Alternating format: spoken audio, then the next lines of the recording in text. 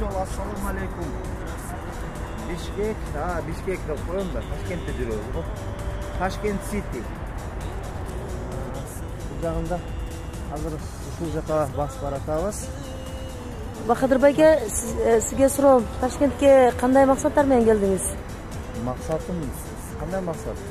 Эс алганы келдим. Эс алганы, концерт койбойсузбу Ташкентке? Алла буйрса концерт коебуз да. Бул турган сөз. Кудай буйрса концерт коебуз. Ошолорду сүйлөшкөнчө бул жакта айланып жүрөбүз. Сизди күтөбүз, келиңиз. Биякта кыргыздар абдан сизди сагынышты. Ойлойбуз, сиз легенда ретро боюнча каласыз. Мен сагынгандар менин көрмандарым, кыргыз элим, мен сиздерди абдан сүйөм. Сиздер мени ушул даражага жеткирген менин кыргыз элим. Сиздер үчүн рахмат.